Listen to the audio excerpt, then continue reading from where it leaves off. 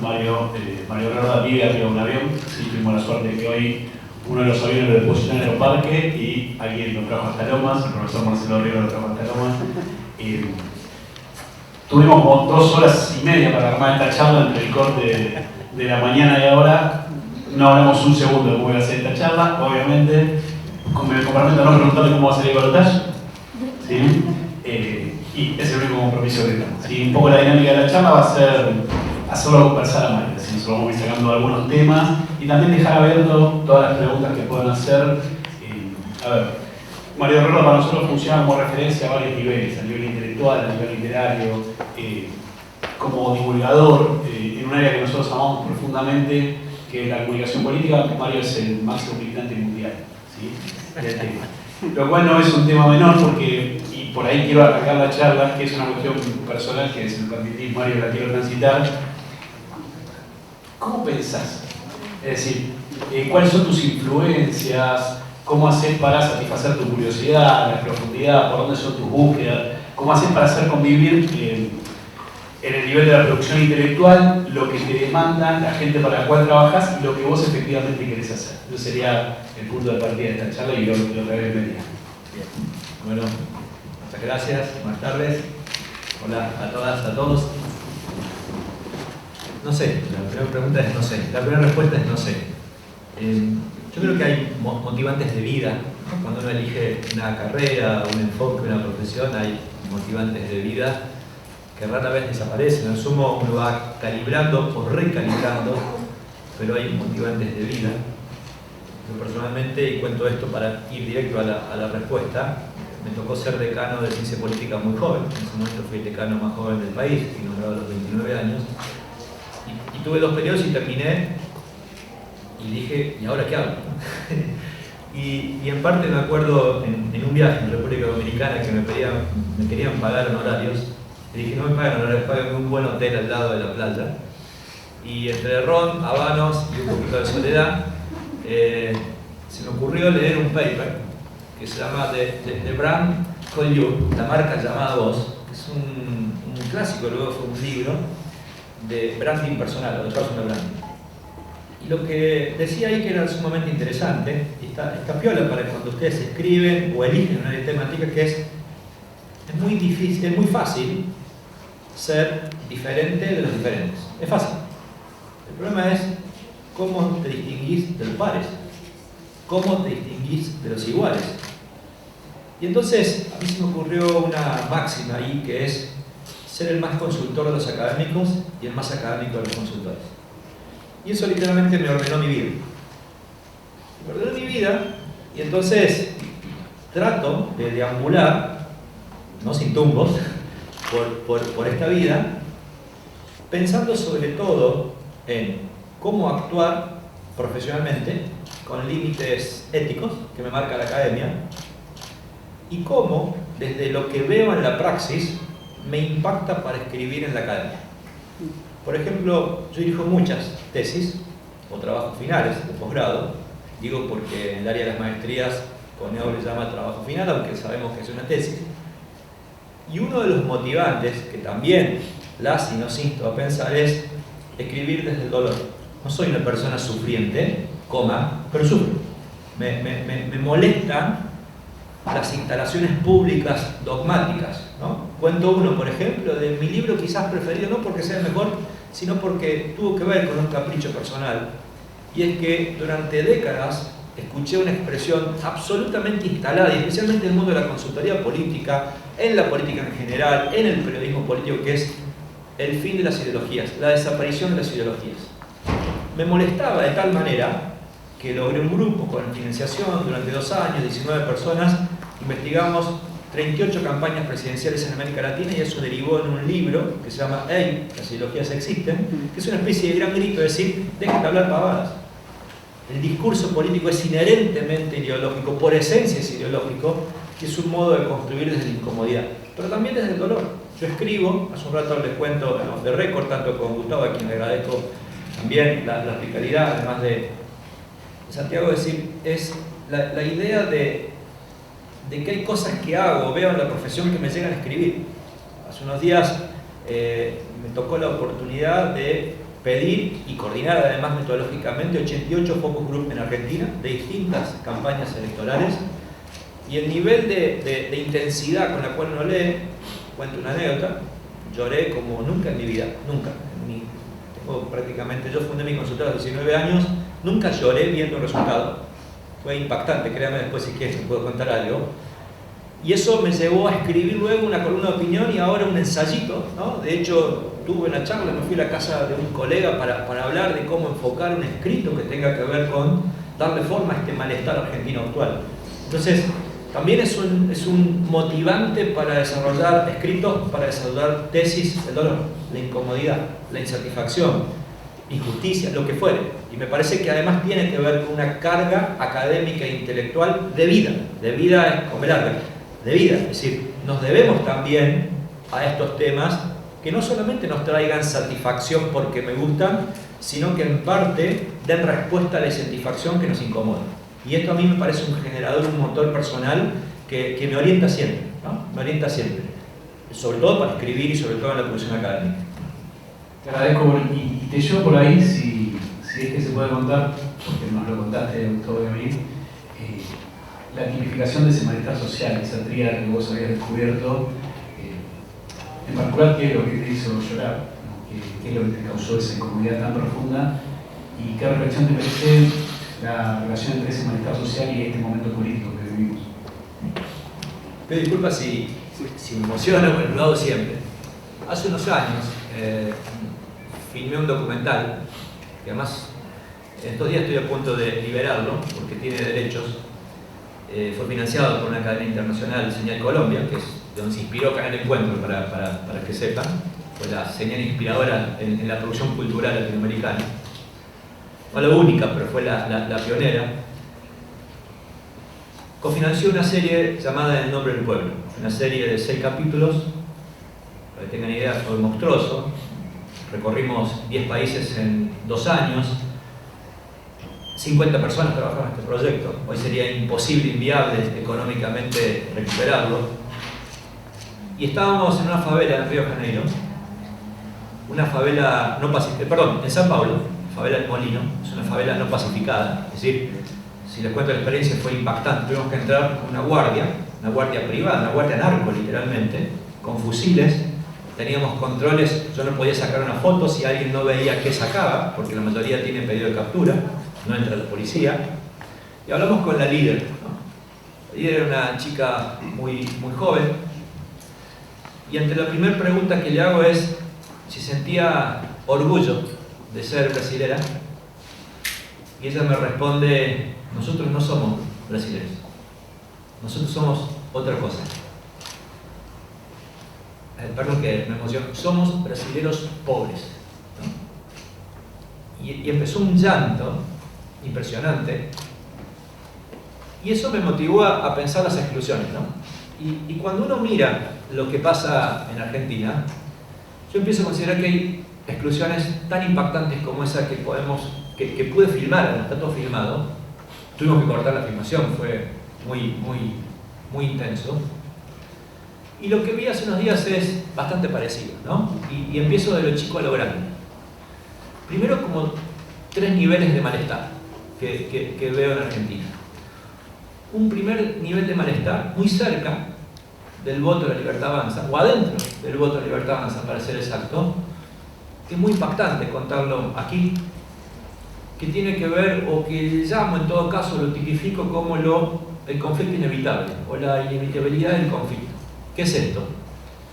La mayor cantidad de votantes, especialmente el votante joven, entiende que el modo de romper el sistema, que su voto es un voto para romper el sistema, está dado básicamente en la idea de que se tiene que romper a costa de lo que sea. ¿Y qué es lo que sea? A costa de la violencia.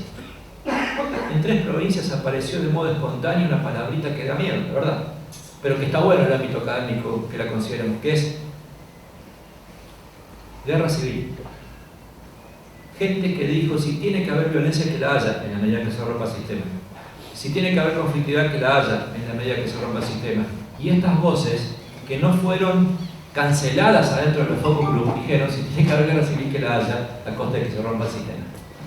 Entonces, aquí no se trata de justificar, legitimar ni a un candidato ni a un votante, se trata de comprender que ese votante no fue poco en Argentina y no va a ser poco en poquitos días.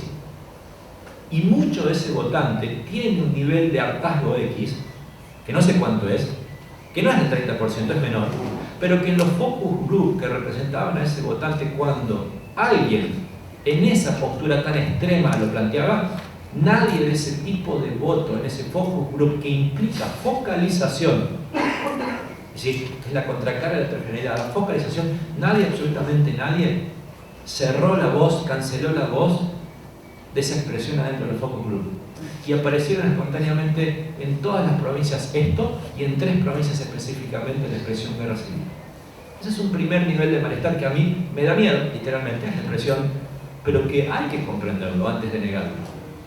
Una cosa es pujar frente a una candidatura y otra cosa es negar una expresión que se transforma en voto, que es otra cosa distinta, ¿no? Es apelar a un proceso de cuán probable es una interpelación para entender por qué ese voto tiene ese nivel, casi diría, de violencia frente a este sistema. Primer nivel de malestar, entonces, es ese conflicto inevitable a costa de lo que sea. Segundo nivel de malestar, absolutamente transversal, para todos los focus group, de todos los colores políticos, que es, si ustedes estudian metodología cualitativa, hay una expresión muy interesante que se llama verbatim. ¿Qué es el verbatim? Es una expresión coloquial que emerge de un focus o de un estudio cualitativo que simplifica la pluralidad de las voces participantes de ese espacio. El verbatim literal de este segundo nivel de malestar es Argentina todo mal, o todo mal en Argentina. ¿Qué palabras acompañaban el todo mal? Desintegración, caída libre, país en picada. Son muy fuertes. ¿Por qué? Porque habla del voto, incluso del voto oficialista que se expresó como primera fuerza hace poquitas horas. Entonces, el primer nivel de malestar está focalizado en la expresión electoral. El segundo nivel de malestar seguramente nos incluye la enorme mayoría de los que estamos aquí, independientemente de a quién vota cada quien. Y otro tercer nivel de malestar, enormemente mayoritario, que tiene que ver con mucha bibliografía de, yo diría, antropología y economía postinflacionaria, que se dio en Argentina, desde los momentos de hiperinflación, que hay un montón de autores y autoras que han escrito sobre las estrategias o las microestrategias de supervivencia en contextos inflacionarios. Y entonces aparecen expresiones como una, que les comentaba recién antes de venir, a 2 cuadras de aquí, hay en la vereda una fotocopiadora que tiene grandes fotocopias universitarias, dice, ¿sí? Estoy perdido, creo que es para allá, viniendo de allí. Bien, ¿qué me decían focus group sobre jóvenes en varias provincias? Rezamos y agradecemos que aparezcan los apuntes en PDF porque ya ni para la fotocopia nos alcanza. Es una estrategia de supervivencia. Ya no es compro libros, no existe el proceso compro libros. Es ya no compro fotocopias. Expresiones como, por ejemplo, el problema ya no es consumir carne, el problema ya es si llegamos a consumir pollo. Un focus group sobre mujeres entre 50 y 60 años, empleadas públicas, cuando digo empleadas públicas hablo de estabilidad, que manifestaron con unanimidad en ese focus group que hacía más de 1 año y medio que ninguna se compraba ropa nueva. Piensa en el concepto de estima, ¿no? Autoestima. Padres jóvenes que decían no tenemos el derecho a festejar el cumple de nuestros hijos. Jóvenes que decían ya no me alcanza para la cuota del gimnasio. Personas con vivienda propia, no la que reclaman bien, con viviendas propias, lo cual automáticamente ya pasaría o estaría fuera del nivel de pobreza, estaría en alguno de los estamentos o de las instancias de la clase media, que decían, si hay un problema que implica llamar a un plomero, un problema que implica llamar al electricista, no lo hacemos y nuestras casas se empiezan a deteriorar. ¿Por qué? Porque se nos va un sueldo en el arreglo. Entonces, este es el tercer nivel de malestar, que es las estrategias de los microajustes individuales de supervivencia en lo económico. Muy equivalente a una literatura especialmente del principio del siglo, que trabajó, casi diría como rescate etnográfico, las estrategias de supervivencia que tenía la gente en la posinflación o en la post-hiperinflación de Argentina. Entonces, estos niveles de malestar son totalmente independientes de quién gane de aquí a una semana. Porque están, porque no van a desaparecer. Porque no es en esta tercera categoría simplemente el 40% que se incluye en la línea de pobreza argentina. Hay un 20 o un 30% que está arriba de esa línea de pobreza, y eso nos lleva a una población de cerca del 70% en Argentina, que también reacomoda su estrategia. Antes yo viajaba, ya no viajo. Yo hago para Argentina la medición de calidad de vida en pueblos y ciudades de Argentina. ¿Saben qué me dio este año? Fíjense, quererlo reventar. Me dio que la gente que viajó por vacaciones, al revés, la que no viajó por vacaciones es exactamente el 40% de Argentina. Es decir, se toma vacaciones y no puede desplazarse ni a la esquina. Coincide exactamente con el número de pobreza en Argentina.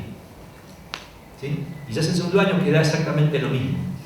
Entonces, ahí en el fondo también hay algo, y por eso hoy di el ejemplo de Brasil antes, que en este nivel de malestar hay elementos de transversalidad, casi diría nacional, y hay elementos de una transversalidad muy cercana a la pobreza, donde impacta en la pobreza, en la materialidad de quien sufre, pero también impacta en lo que se llama la pobreza simbólica, que es el nivel de frustración de quien vive materialmente la pobreza, pero tiene otro tipo de frustraciones sociales representadas en la idea de ¿por qué vos sí y yo no?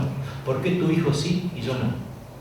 Que son situaciones de violencia, literalmente. No de violencia física, que no la excluyo, de una violencia simbólica cada vez mayor. Y entonces, por insistir, estas cosas que duelen, que impactan, son cosas que uno las mide profesionalmente, pero te impactan académicamente. Entonces, es siempre ese tránsito, ese ida y vuelta, ¿no? Y algunos se enojan porque cuando uno cuenta esto, dice, pero estás pensando entonces justificando mi ley. En absoluto, todo lo contrario. Pero tampoco no puedo dejar de reconocer que este espacio tiene también algo de responsabilidad o mucha responsabilidad de esto, ¿sí?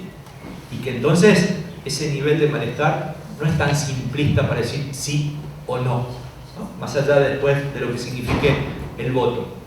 Me parece que con plena independencia de quien gane, y ojalá gane el que esté más cerca de la democracia, no hace falta decir quién, pero me parece que independientemente del resultado, los niveles de malestar son mucho más hondos que la propia o el propio resultado electoral del balotaje. En ese mismo terreno, me consulta acerca de si este estado de malestar social y sobre todo la influencia del voto económico, que se trató un poco como tema de la mañana, vos lo caracterizás como un campo fértil para los discursos de odio. ¿Y qué rol cumplen los discursos de odio en las campañas electorales? A ver, varias cosas. Me parece que conmigo tendría dos niveles de respuesta a esto que planteas. Uno es lo que tiene que ver con la teoría del comportamiento político, estudios de comportamiento electoral específicamente, las teorías del voto, no son una cosa.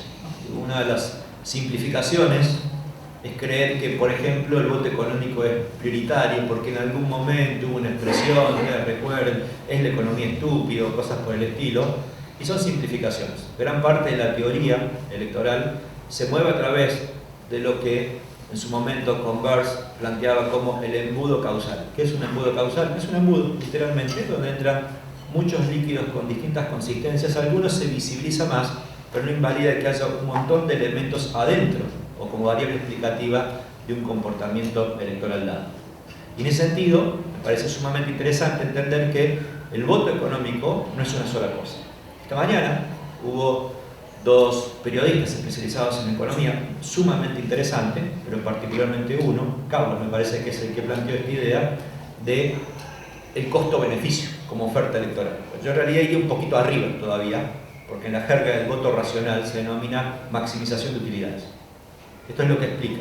Y la maximización de utilidades, que explica una de las teorías del voto, particularmente la perspectiva de rational choice, incluye dos variantes o dos subvariantes. Uno, el voto retrospectivo, para que entiendan qué sería un voto retroactivo. Gobierno bien, tengo voto premio, gobierno mal, tengo voto castigo, y el voto económico. Ahora, el voto económico no es una línea descendente clara, porque en el voto económico hay algo muy cercano a lo que se llama el voto utilitario, que es mi propia individualidad, ¿sí? La época del mal llamado duranbarbismo en la comunicación, que es una atrocidad llamarle así, pero tenía que ver con el peso específico de Jaime como polemista público, se le llamaba la teoría del metro cuadrado. Es decir, es lo que a mí, ciudadano, me impacta en tanto en cuanto me ubica en el marco de mi pura individualidad. Bueno, esa es una línea del voto económico. Hay otra línea que es exactamente al revés, que se denomina voto de bienestar general, que es una perspectiva económica bastante solidaria e interesante, que tiene adentro de esas dos variantes más. Uno, si yo estoy muy bien económicamente, pero ustedes están muy mal, es probable que yo solidariamente vote a favor de ustedes. ¿Por qué? Porque los veo mal. O al revés, yo puedo estar muy mal y ustedes los veo bien, y voto en la línea de ustedes porque los veo bien y digo, hacia allí quiero ir. Es aspiracional. Fíjense, las dos expresiones del voto de bienestar general no tienen que ver necesariamente con la economicidad en el sentido de la individualidad. Entonces, cuidado, que las variantes explicativas de la teoría electoral son complejísimas, infinitas, ¿sí? Y además, por si fuera poco, parten de un piso literal, que es, o lo que se denomina, la información imperfecta. ¿Qué significa? Ninguno de nosotros sabemos o conocemos de la mayoría de los temas sobre los cuales votamos. Hoy fue un ejemplo, cuando hablaban de economía. Incluso, especialmente en votos o en algún tipo de información que requiere algún nivel de sofisticación. Conclusión, no sabemos un carajo para votar. Esto es lo que dice el voto de información imperfecta. O la hipótesis, se llama así, hipótesis de información imperfecta, que implica casi una línea transversal a partir de las cuales todos nosotros somos más o menos legos. ¿Sí? Entonces, esa es toda una variante del voto racional. Conclusión, ¿qué explica esto? Poco. Porque hay muchas variables explicativas dentro del voto racional y dentro de ese voto racional del voto específicamente económico. Pero después hay otro tipo de variantes, me voy a quedar con una, hay muchas más, que es el voto ideológico. Y gran parte de la explicación del voto hoy en el mundo, occidental al menos, y específicamente en la región, América Latina, y específicamente en Argentina, es el voto ideológico. ¿Qué es el voto ideológico? Es un voto de agrupación identitaria, incluso más aún, contraidentitaria. Y acá aparece el discurso de hoy. ¿Qué significa contraidentitaria? Contraidentitario es un discurso que no explica claramente qué cosa soy, qué cosa defiendo, pero sí explica explícitamente qué cosa no soy, qué cosa no defiendo. No soy vos. Ahora, no es un caprichito que se me acaba de ocurrir a mí. El año 2019-2020 respectivamente ha visto en el mundo aparecer los dos máximos estudios de análisis del discurso de la humanidad. Uno de ellos tiene aproximadamente más de 3 millones de discursos analizados adentro, una especie de coctelera, vía análisis de grandes volúmenes de datos, para determinar una serie de cuestiones. Uno, que el discurso es mucho más simple que antes. Segundo, que ese discurso es más simple, ¿por qué? Porque pesa mucho menos los argumentos y las ideas y pesan mucho más dos cosas. Uno, las personas, la hiperpersonalización, y los hechos descontextualizados. ¿Sí? Personas y hechos descontextualizados. Y tercer elemento que agrega, mayormente el discurso electoral es un discurso contraidentitario, es decir, se gesta por la aversión del otro, hasta diría por la negación de la otredad. ¿Qué es la otredad? Ustedes. Yo debato con vos, vos sos mi otredad. Si te respeto, mi otredad me interpela. Vos me preguntás, yo te digo A, vos me decís B, yo te digo C en función de B. La negación de la otredad significa que yo te digo A, vos me decís B, y tu B no existe. Es más, si puedo humillarte, pisarte, matarte, desprestigiarte, estigmatizarte, mejor. Ahora, analicen, entren a Twitter un ratito, ahora hagan el ejercicio, esperen que termine de hablar, y vean 2 segundos a ver si hay alguien que habla.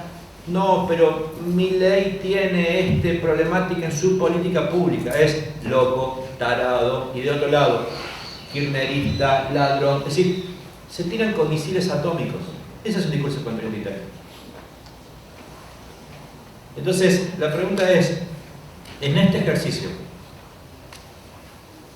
de este voto ideológico, mayormente construido contraidentitariamente, ¿hay lugar para el discurso del odio? No, no es que hay lugar, es desde el odio donde se construye.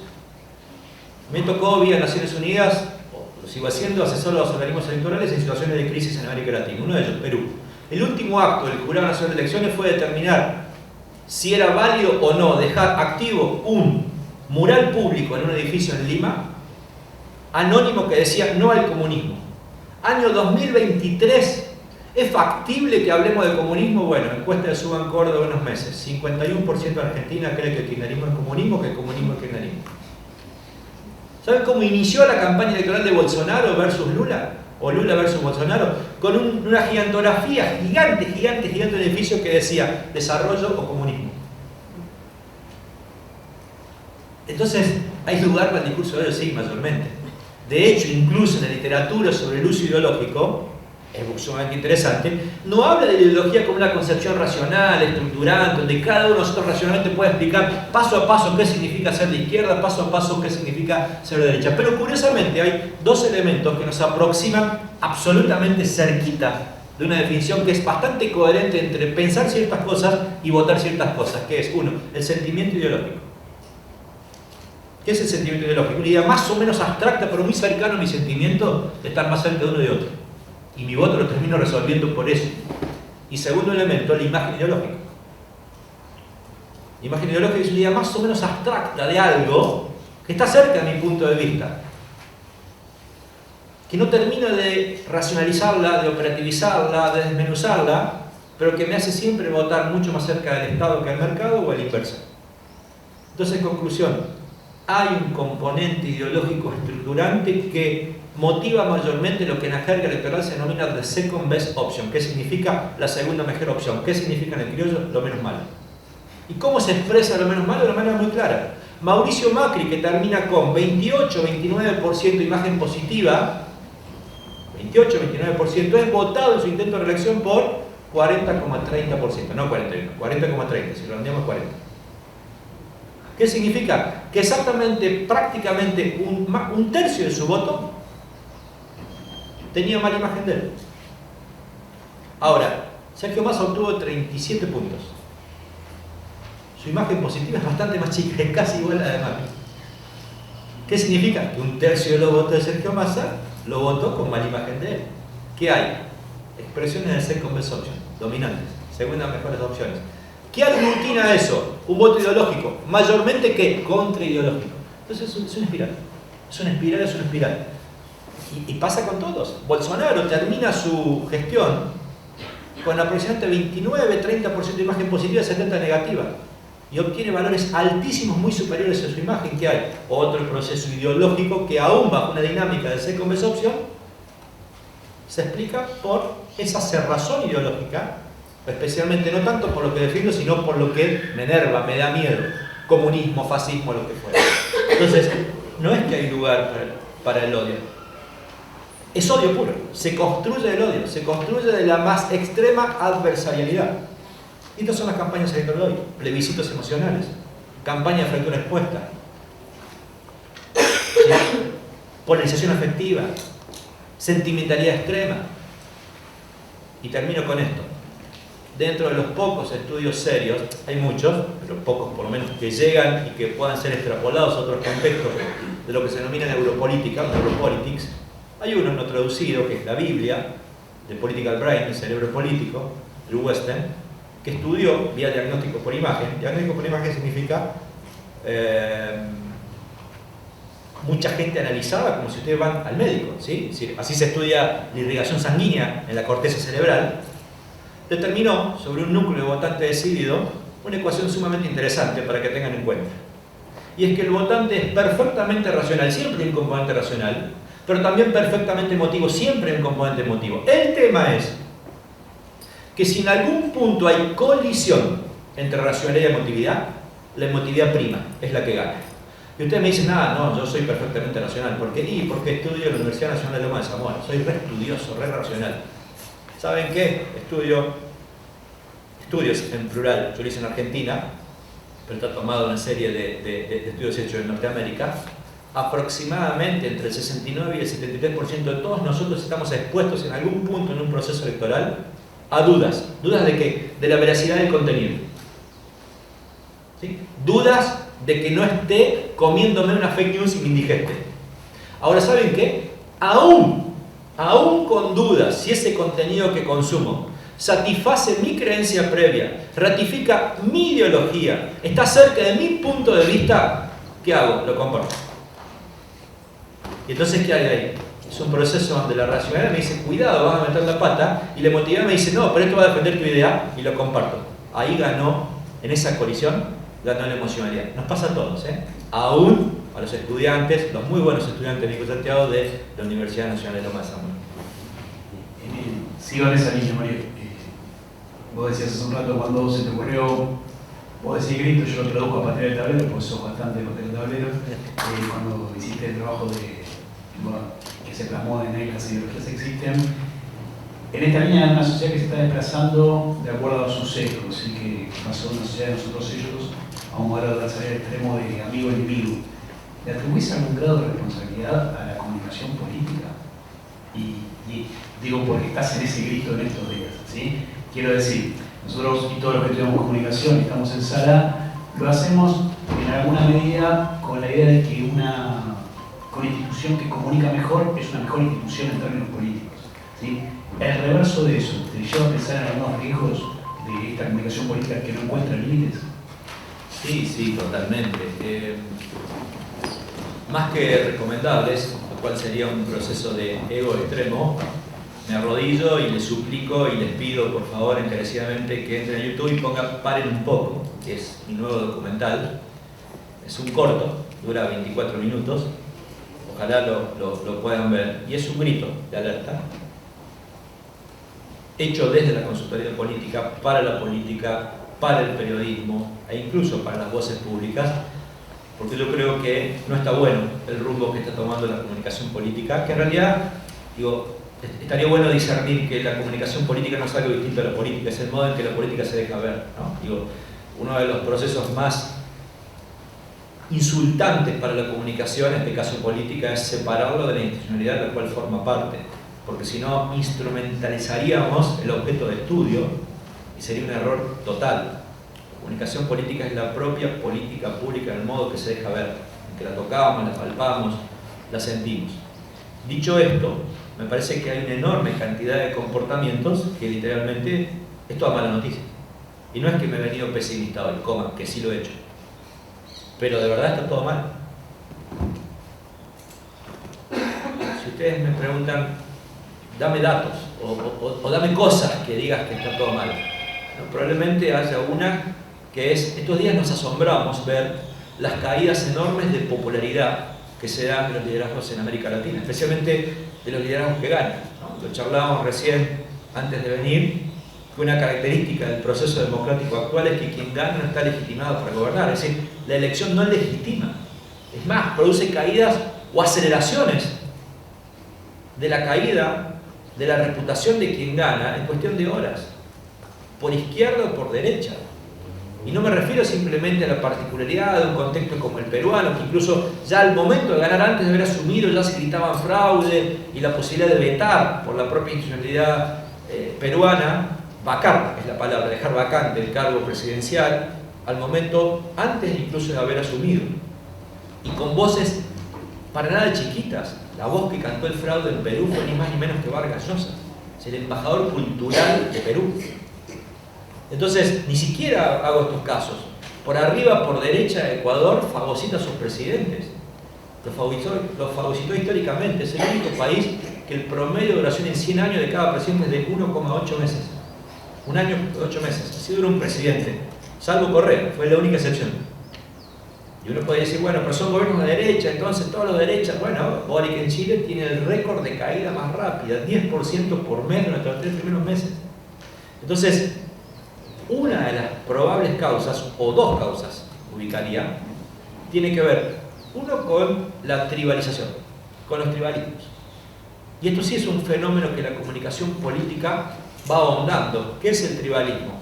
Son la constitución de identidades que el mundo digital aceleró, en tanto y en cuanto se gestan por el autoaplauso, por la autocelebración, por las normas del consenso interno, en desmedro de las normas del consenso externo. Entonces esto va produciendo microconsensos cerrados, tribales, propiamente dicho, y cuando haya que discutir o cuando hay que discutir consensos más públicos, estos núcleos no forman parte de ese debate, al contrario, hostigan ese debate. El proceso constitutivo del mundo libertario hoy en Argentina fue eso, una expresión cabal y contundente de un tribalismo que se fue expandiendo. Entonces, está bueno imaginar cómo esas normas de consenso interno, de la autocelebración, del autoaplauso, en algún punto empiezan a ser totalmente disruptivas y empiezan a ser políticamente incorrectas con todo el sistema. Ahora, ¿qué es políticamente incorrecto? Políticamente incorrecto es que yo usaba corbata y dejé usarla. No. Humberto Eco, año 2001, antes de que la palabra y la expresión políticamente incorrecto se hiciera público, escribió, en realidad no escribió, fue una conferencia donde dijo: ser políticamente incorrecto es tener la valentía de que de estigmatizar al contrario, de humillarlo. Y cuando uno ve las normas de autocelebración es todo un proceso constitutivo de un premio interno a quien se anima a ser más radical, en tanto en cuanto más te destruyo a vos, más te estigmatizo, más me diferencio. Ahora, cuando hay varias tribus que se hostigan mutuamente, ¿qué se rompe? La posibilidad de lograr consenso. O en todo caso, todo consenso empieza a ser precario.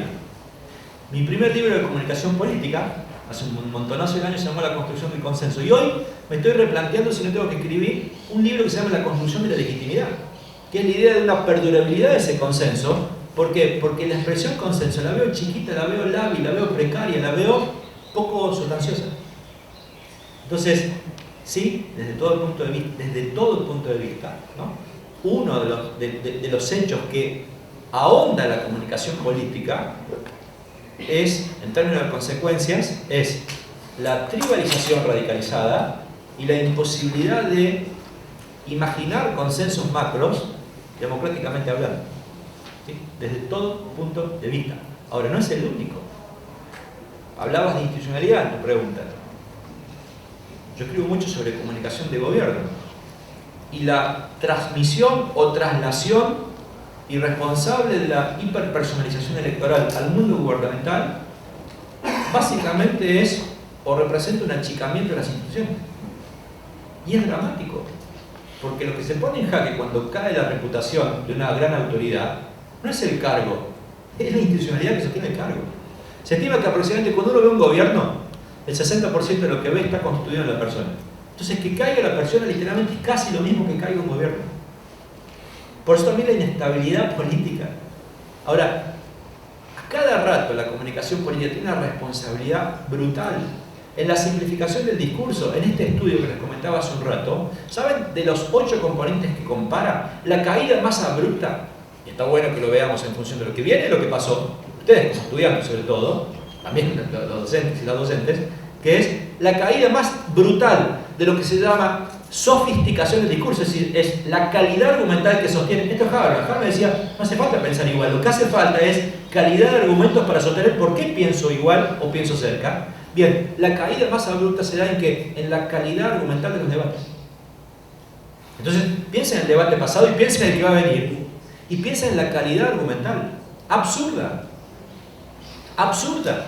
Son procesos enlatados. Son latas conserva, literalmente. Donde la gente no adquiere ningún elemento informativo extra. Estudios, estoy citando estudios, de lo que obtendría si solo ves spots publicitarios.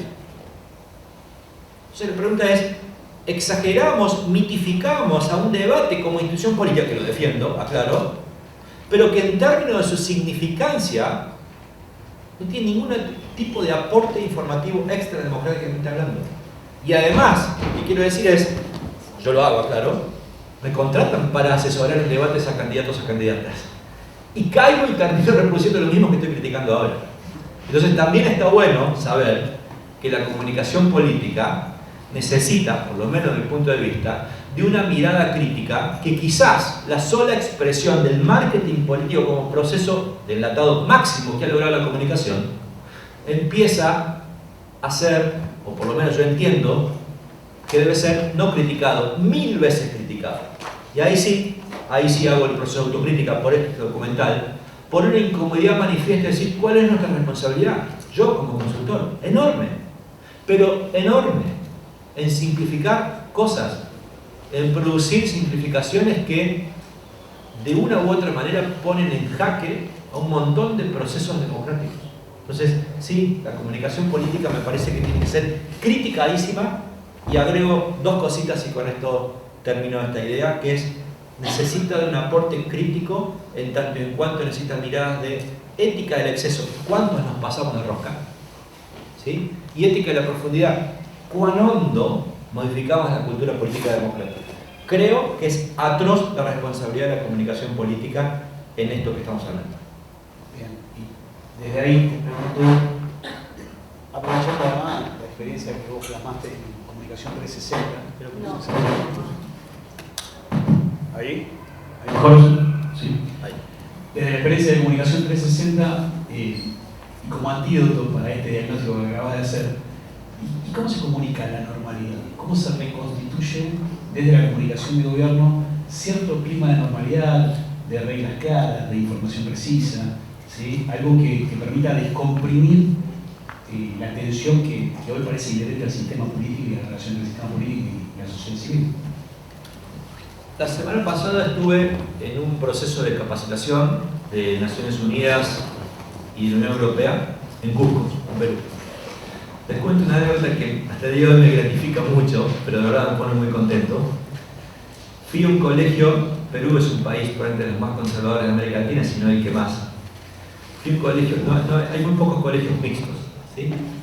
Fui a un colegio de niñas, adolescentes, y en una capacitación, la capacitadora, frente a 200 niñas, pregunta, llevaba unos tarjetones con el pulgar en verde para arriba y el pulgar en rojo para abajo, y pidió una pregunta. Estaba en una tribuna, 200 y pico adolescentes de entre 13 y 16 años.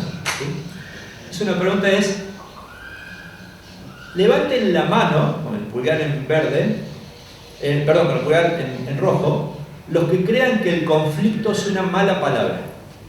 Yo me imaginé que todo el mundo iba a decir, obvio, iba a levantar la mano. Nadie. Pues dijo, levanten la mano, es decir, en verde, los que crean que el conflicto es una palabra valiosa. Todas las chicas levantaron la mano. Conflicto. Tendría que haber hecho la prueba aquí a ver qué nos da. Entonces después de eso empezaron a hablar, en una palabra. Y empezaron a decir, el conflicto es fabuloso porque expone las diferencias, porque nos aleja del pensamiento único, pudiera derivar en un conflicto violento, pero no necesariamente, es un modo en que se manifiesten las divergencias. Fue una capacidad argumental que me impactó porque yo escribí mucho sobre gubernamentalidad en situación de normalidad y crisis. Y entonces, lo primero que quiero decir es que el conflicto forma parte de la rutina. ¿Sí? Hay un libro además que se lo recomiendo que se llama El conflicto no es abuso. Pero más allá de esto, que tiene que ver con perspectiva de género hoy, pero más allá de esto, es decir, el conflicto forma parte de la rutina. ¿En qué sentido? Que lo peor que le puede pasar a un mundo democrático es que exista visiones unánimes. El conflicto forma parte de las divergencias necesarias frente a miradas, puntos de vista, procesos, políticas, pareceres. Entonces, lo primerísimo es, no por pensar en la normalidad, debemos dejar de entender que el conflicto es inherente a lo político. Y por lo tanto, cuando uno piensa en consenso, este es el libro que teorizaba hace un montón de años, automáticamente hay que dejar de romantizar el consenso, porque todo consenso implica de suyo disensos, ni siquiera un disenso, disensos en plural. Entonces, la normalidad es la existencia de consensos o disensos. Esto es central. Estas chicas definieron con claridad esto, que uno se tomó años para escribirlo, desde una postura absolutamente pragmática, interesante, rica, espontánea, además. Ahora, eso no significa que en la existencia de disensos haya una serie de elementos. Uno, el más importante para mí, la existencia de un rumbo de gobierno. Hace mucho tiempo había teorizado la idea del mito de gobierno, nació de este libro. La existencia de rumbos es central. Les cuento un dato para que entiendan qué significa, cuál es el impacto de la existencia de un rumbo de gobierno. Les voy a dar un dato y el otro saquen la conclusión ustedes, para no herir. En junio del año 2015, a un mes y medio de elección primaria donde Macri pierde el intento de reelección, hizo una encuesta nacional junto con Flaxo, donde hicimos una pregunta básica, que es, ¿cuál es ¿O cuál fue la mejor política pública del gobierno de Mauricio Macri? Fíjense, sesgo cero. Hasta diría sesgo propositivo a favor del gobierno en el sentido de que doy por sentado que había políticas públicas. Resultado, 50% no sabe, no contesta, 30% nada. 20% nada, perdón. ¿Sí? El 70% de los argentinos entendió que no había ninguna política pública, no mejor, no había política pública en el gobierno. ¿Qué hay ahí? Ausencia de rumbo. No tengo el dato del gobierno de Alberto Fernández, sáquenlo ustedes. Entonces, la existencia de un rumbo es fenomenal. En Perú di una capacitación para el equipo presidencial. Vamos a mejorar la comunicación. ¿Cuál es el rumbo? Ni idea, no sabemos. No hay. No hay modo alguno de imaginar la normalidad sin rumbo. Es como pensar nuestra vida sin propósito. Piénsenlo, de verdad, hagan el ejercicio de pensarse, ¿cuál es tu propósito de vida? ¿Qué quieres ser? ¿Qué vas a hacer? ¿Qué estás haciendo en camino a ese ser? Entonces, la normalidad para mí es la existencia de rumbo. Segundo, la normalidad es la existencia de una institucionalidad que soporte ese rumbo. No hay posibilidad de la existencia o la aparición de un mito de gobierno sin una institucionalidad acorde, que sea un poquito más potente o como mínimo que compita a este fenómeno de la hiperpersonalización que no es novedoso y que se va de suyo, que aparece, ¿sí? Tercero, hablando también de comunicación gubernamental, que le aflojemos un poquito la publicidad. La verdad, que le aflojemos un poquito la publicidad. Hace tiempo me tocó dirigir, en ese momento, no sé hoy, fue el estudio más grande del mundo que se hizo en la relación ciudadanos-gobierno, o gobierno-ciudadano. Se estudió Gobernauta. El gobierno me tocó dirigir en los 61 distritos de más de 1 millón de habitantes en toda América Latina. En realidad son 63, dejamos afuera Puerto Príncipe porque es imposible recolectar idiomáticamente y La Habana en Cuba porque no había tráfico digital. Analizamos más de 2.200.000 interacciones ciudadanas con los gobiernos. Una de las características es que los gobiernos son entes publicitarios que no prestan servicio, por lo menos en las redes. Un ejemplo chiquitito y gigante: 9 de cada 10 interacciones de la ciudadanía para con los gobiernos no son respondidas. ¿Qué significa? Que en 9 de cada 10 casos los gobiernos están absolutamente ciegos, mudos y sordos respecto de cualquier tipo de contacto ciudadano para con ellos. Entonces la normalidad también significa de uno u otro modo una instancia donde lo publicitario pierda peso y una instancia donde las redes sociales o la comunicación gubernamental específicamente representen la posibilidad de un acto para gobernar. Cada acto comunicativo es un servicio, cada servicio es un acto comunicativo. Acá en Argentina se han craqueado, se han robado bases de datos oficiales. ¿Saben para qué? Para que me llegue publicidad por mails o por celulares diciendo inauguré un puente. Bueno, eso es publicidad. Además es una totalmente ilegal, que además por si fuera poco se hace público cada tanto con algunos personajes siniestros que son personajes responsables de la comunicación política en Argentina. Más allá de esa siniestralidad, si es que existe el término, digo, es importante que la normalidad tiene que ver con la capacidad de prestar servicios. Y la comunicación aquí todavía es una comunicación de qué característica, propaladora. Entonces, fíjense que estos conceptos agregados o sumados a políticas de transparencia, gobierno abierto, no solamente transparencia, son fenómenos prácticamente de ciencia ficción. De ciencia ficción. Entonces, si tiene mucho para seguir creciendo, innovando, trabajando en la comunicación gubernamental, ni lo dudes, es infinito. Probablemente es de todas las comunicaciones que pueda haber, la comunicación de crisis, la comunicación de riesgo, la comunicación electoral, la comunicación gubernamental, la única que nunca cesa, la única largoplacista, la única que está presente en el 100% de los casos, aún frente a la aparición de las otras. Pero curiosamente, es una de las menos teorizadas, es una de las menos en las que menos se innova. Y entonces la pregunta es, ¿sostener la normalidad de la gubernamentalidad o de la comunicación gubernamental es algo todavía posible? No, diría, es algo que debe arrancar como manifestación de la profesionalización de la política y todavía estamos, creo, años luz en términos promedio. Tengo un par más, Mario, porque también quiero que todos los que están tengan la posibilidad de preguntarte. Inevitablemente te llevo a Argentina, ¿sí? Prometí no preguntarte resultados ni interpretaciones puestas, una general y otra más general, te voy a decir, ¿sí? La primera tiene que ver con un concepto que recién conversábamos en relación al cookie, ¿sí? A ese concepto tan bonito que los japoneses nos prestan para entender la lectura del medio ambiente. lo que no podés evitar, ¿sí? Sobre aquello que no podés evitar manifestarte. Que en todo caso es la matriz del problema público. Vos hablás de política pública, el problema de la gestión de políticas públicas es que muchas veces no encontrás el problema público adecuado, consenso en torno al problema.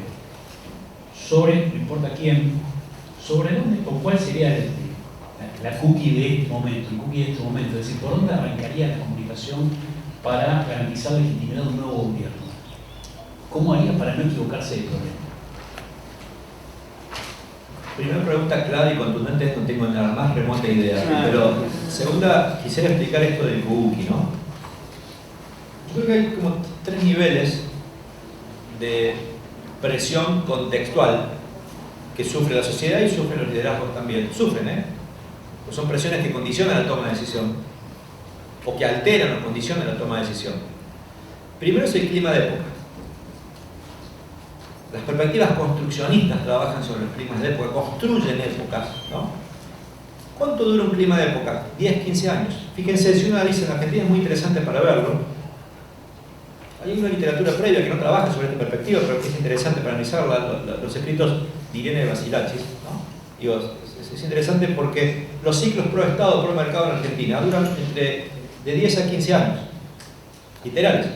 Después de la dictadura, Argentina sufrió casi 10 años un embate contra el Estado. Había una palabrita de moda, se llama Estado elefantiásico.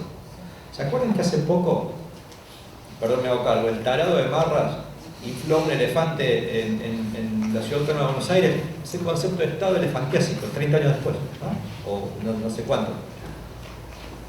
Sí.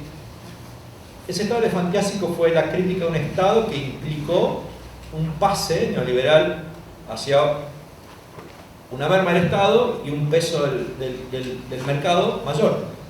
Duró todo lo de Menem, duró parte de lo de la Rúa, duró un pedazo de Duhalde y empieza el kirchnerismo. Y estuvo 12 años en un proceso de reversión. Fíjense, siempre son más que 10 años, solamente para pensar en Argentina, lo que dura el clima de época. Ahora no tengo ni idea cuál es la época que viene, pero es otra época seguro. Bueno, mal, espero que buena. Digo, pero esto es el clima de época. Son concepciones o megaconcepciones culturales paradigmáticas en torno a grandes temas. Después está el clima de opinión. El clima de opinión es como decía un restaurante respecto a la comida que ofrecía, dura lo que dura hasta que hay. Dura un rato. Un clima de opinión es, cuando estaba primero Larreta, era un clima de opinión. Es decir, en un momento parecía que Argentina debiera haber suspendido las elecciones porque pues Larreta era presidente. El clima de opinión, Larreta ya estaba, ya había llegado. Y no llegó. No llegó. Entonces, ese sería un clima de opinión, dura lo que dura un rato, ¿no? En torno a una política, en torno a una persona, en torno a un tema, va cambiando, dura lo que dura, un rato. Y después está el cookie. ¿Qué es el cookie? El cookie es una manifestación a modo de presión social pública cuya respuesta frente a esa manifestación no puede tener postura en contrario. Si ustedes me dijeran cuál es el modelo de cookie en Argentina, ustedes no sé, la mayoría de ustedes no se acordarán. Por suerte hay docentes o gente con más edad como nosotros, que es las marchas de Bloomberg. No había nadie en Argentina que no pudiera ir hacia una política mucho más dura cuando se dio el asesinato, lamentable por cierto, y fueron manifestaciones en la calle millonarias de personas, millones de personas manifestando por políticas más represivas, por mano dura. Yo me acuerdo de la decana de Ciencia Política, fue Bloomberg allá, que no dijo nada y llenó un auditorio que siempre iba cualquiera, tenía temor porque no, ni el 10% de la fila explotaba los auditorios, Bloomberg por todo el país, en todo. Sí, eso es un fenómeno de cookie. No había nadie que dijera, no, pero un poquito de política garantista, no había modo. De hecho, el cookie tiene tal manifestación pública que quien se opone más bien lo hace callándose, pero no ir en contrario. Y tiene que ver con político, tiene que ver con procesos, ¿sí? Cuando se dieron los bolsos de López, no había nadie que, aún los propios había que condenar, porque el cookie implicaba sí o sí tomar postura. Entonces, yo no sé qué soy. Daría la sensación, que hay una especie de cookie, o dos cookies dominantes, que hace que la gente quiera expresarse en esta bipolaridad del balotaje hoy. ¿Estás más cerca de la democracia ¿O estás más cerca de, qué sé yo, no sé, del antikirchnerismo? ¿Estás más cerca del Estado? ¿Estás más cerca de un proceso liberal? ¿Estás más cerca del corrimiento o el rompimiento de un sistema? ¿Estás más cerca del mantenimiento de derechas? Me parece que hay una puja, ¿no? Una puja que además son pujas morales, mayormente, no solamente ideología. El componente ideológico tiene un componente moral, que es blanco y negro. Y me parece que hay una expresión de cookie dominante, pero no es único.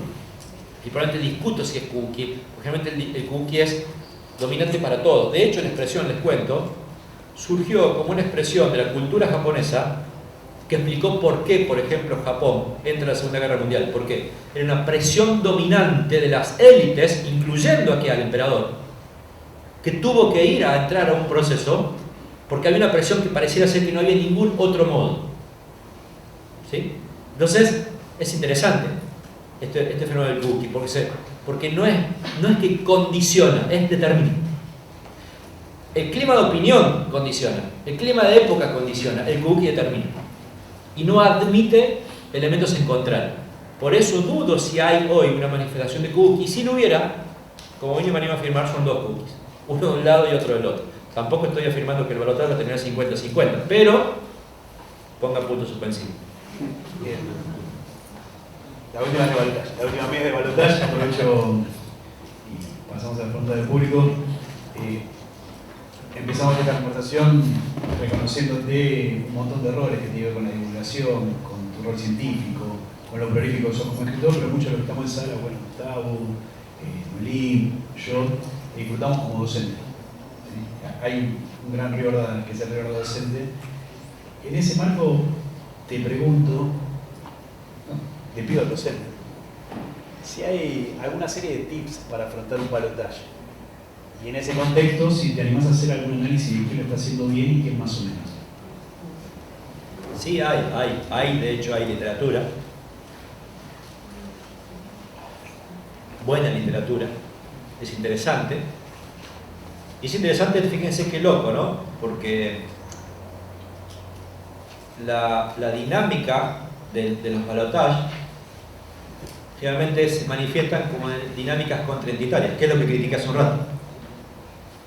Tal es así que hay una expresión muy interesante que está bueno para quien mide o le encanta ver encuestas o estudios de opinión pública, y es que generalmente el balotaje lo gana, miren qué fuerte esto, lo gana aquel que es considerado el mal menor y lo pierde aquel que es considerado el mal mayor. Estoy hablando de literatura anglosajona que explica el argumento central de quien gana el balotaje.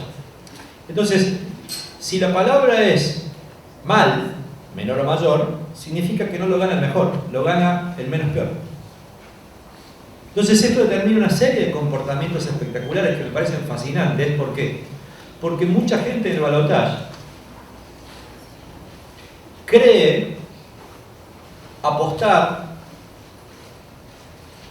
al mejor, o montan campaña de quién es mejor, cuando en realidad, bajo esta dinámica, hay que montar campaña de quién es el peor. Entonces, lo primero que miraría ahí es cuáles son los niveles de rechazo. Por ejemplo, a favor de Milei juega que si uno mira toda la sociedad, es probable, eso va corriendo cada tanto, que el antikirchnerismo sea mayor que el kirchnerismo. Y su campaña está montada sobre la recreación de la vieja grieta. Es un detalle a favor. Ahora, si el líder es un buen gobernante, está visto como un buen gobernante, en el caso de Milei no, es evidente, pero no sé qué primará más, si la visión anti o la visión pro. ¿Sí? En el caso de Sergio Massa, tiene prácticamente la misma imagen negativa que Milei. Hoy están prácticamente equiparados los dos con diferencial negativo agravado. ¿Qué significa? Casi 2 porciones de negatividad por una positividad. Y hay que ver si su campaña del miedo en contra de lo que representa Milei, y un Milei gobernando en el marco de la incertidumbre que puede generar, es mayor que sus propias virtudes, ¿no? Si ustedes se ponen a ver el eslogan, fíjense que interesante para ver la correspondencia entre el eslogan de la primera vuelta con la dinámica con la cual se mueven los balotajes. Aclaro que en este momento hay una especie de interregno, en estos días arranca la campaña nuevamente por este pedacito que queda, todavía no hay campaña ahora, no sé qué van a decir los equipos, no soy parte de los equipos, pero ustedes recuerden, tenemos con qué, tenemos con quién. Si esa es la dinámica, sería el error más grosero del mundo. ¿Por qué? Porque hay una campaña pro, el con quién, cuando en realidad la dinámica es si soy mal menor o soy mal mayor, que es el otro es peor que yo, o el otro es el malo, ¿no? Entonces, yo creo que es interesante esta dinámica. ¿Por qué? Porque también además hace a la mayor participación o menor participación. Siempre todo proceso de balotaje tiene una dinámica de mal mayor y mal menor. Ahora, ¿cuál es el problema hoy en Argentina? Que es un problema serio. Es que muchos de los estudios de balotaje se dan sobre sistemas estables. Norteamérica, bipartidismo estable a lo largo de 100 años. Mínimo. ¿Qué pasó en Argentina hoy? ¿Qué pasó? Ya no es que va a pasar. ¿Qué pasó hoy? ¿Qué tiene Argentina como problema? Y yo creo que es un problema, claro. Se rompió el sistema de partido. A mí me encanta una expresión chilena, se la uso siempre. Se descuajeringó. La palabra descuajeringar es una palabra que usamos en la infancia para explicar cuando al fútbol se le salían los viejos cascos, ¿no? Que ya no hay más cascos en el fútbol, antes se descuajeringaba el fútbol, ¿sí? Bueno, descuajeringó es como entienden una mandarina que se le salen los gajos, así, ¿sí? Se rompió, se desgajó el sistema de partido. Y se desgajó al modelo mexicano. Yo le llamo rompimiento de la mexicana hace un año. ¿Por qué? Porque me tocó trabajar una enorme cantidad de campañas de gobernador y lo venía viendo. ¿Qué es el modelo de rompimiento de la mexicana? Primero se rompen los estados en México, que equivalen a nuestras provincias, y luego se rompe la nación. ¿Por qué? Porque el sistema nacional queda absolutamente descalzado, es decir, se le van los cimientos. Si la enorme cantidad de gobernaciones que pasaron en Argentina rompieron el sistema de partidos, cuando digo rompieron, lo rompieron, hicieron pedazos, pero no como bueno o malo, lo rompieron.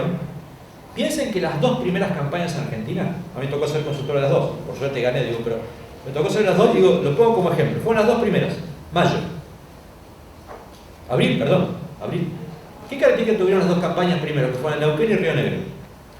Neuquén, el candidato que ganó llevaba como socios, por ejemplo, por un lado al movimiento de Evita y por otro lado al PRO.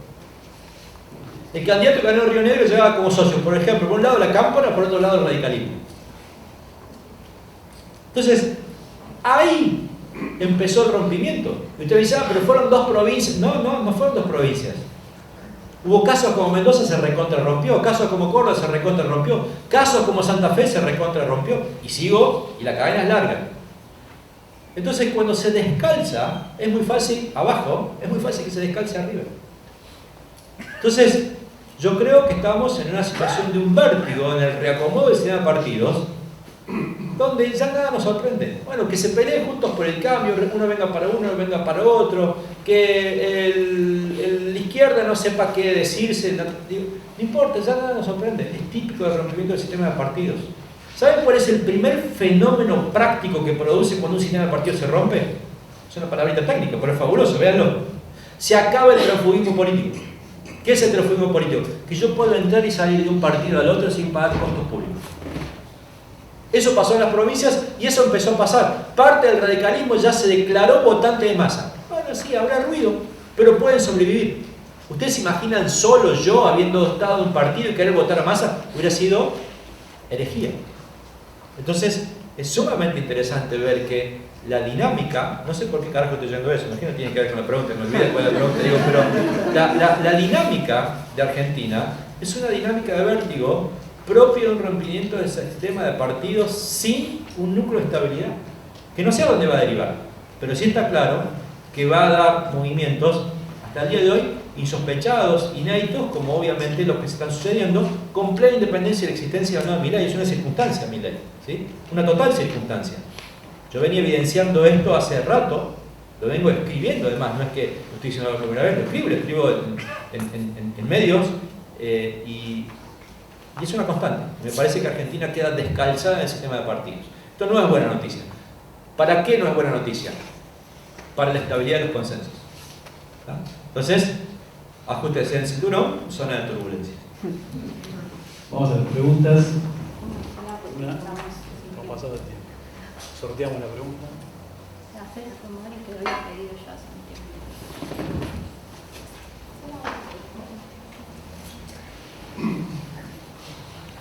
No sé si decir buenas tardes. Diga. Como expresión de deseo. Claro. Un conversatorio que se tendría que llamar temor y temblor. Quizás estamos conmocionados por, sobre todo, la primera parte de lo que vos trajiste, buscando motivantes de vida.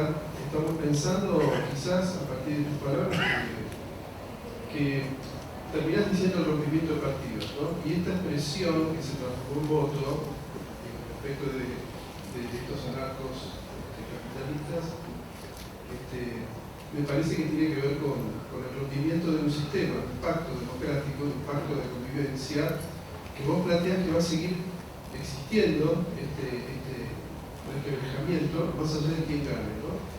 Por lo tanto, el gran interrogante es cómo seguir sosteniendo el pacto convivencial, el pacto democrático, yo diría el pacto civilizatorio, que nos unió hace 40 años, más allá de quién gane, más allá de quién queremos que finalmente triunfe, pero cómo seguir garantizando la posibilidad de un pacto, ¿no? A partir de esto que vos traes, por eso la zozobra que nos asiste, total.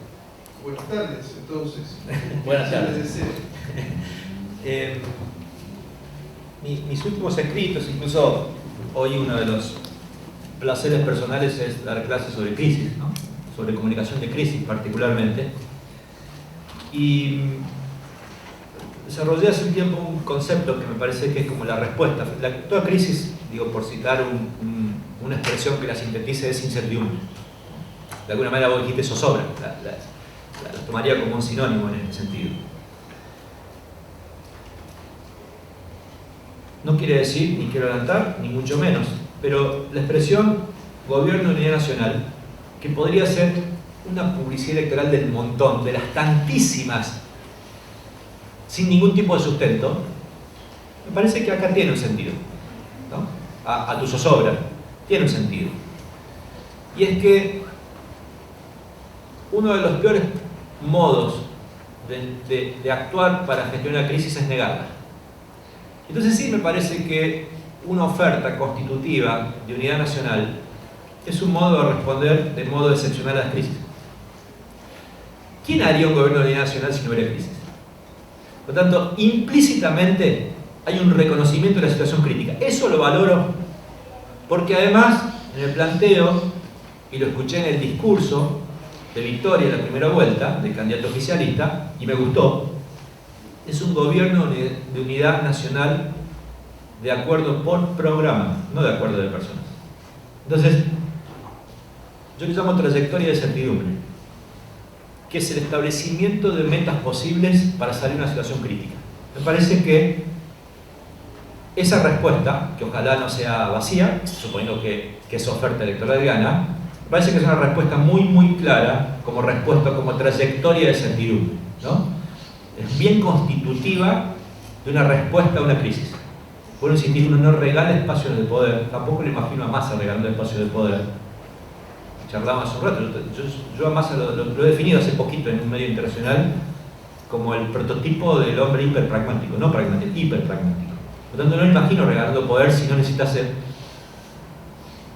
construir o co-construir poder, ¿sí? Me parece que esa respuesta puede ser específica a tu duda, ¿sí? Todo el resto, y no quiero ahondar en ese malestar que de alguna manera produce la duda sobre si decir buenas tardes, porque yo vengo, y lo planteo, no lo dije al principio, pero lo digo ahora, vengo pensando que estamos en un momento de un escepticismo generalizado por múltiples razones en Argentina y en la región, ¿no? Yo digo en broma y en serio que les recomiendo ver la última película de Batman. No es que me saque la academicidad, lo digo en serio. Así arranca además la película de Batman, no se la spoileo a quien no la vio, porque habla del clima de época. Y Batman al principio en una penumbra, es una película muy negra, muy violenta además, es para mí la mejor Batman de todas las que vi. Y él dice, hay mucha gente que se esconde en las tinieblas. Vienen penumbras, dicen, yo soy la tiniebla. Batman habla de la negrura de la época, ¿no? Digo, estos tanques productores de contenido del mundo recogen los climas de época y recogió la grisura, la negrura, no sé qué, ese clima espeso, la niebla, la tiniebla. Y me parece que estamos en eso, no solamente aquí en Argentina, ¿sí? Entonces, esa respuesta es un poquito de luz. ¿Estoy adelantando el voto? No. Pero me gustó como respuesta específica para salir o para responder a esa zozobra, que claramente yo sí pienso desde ahí. Bien, agradecemos a Mario Riorda, lo despedimos.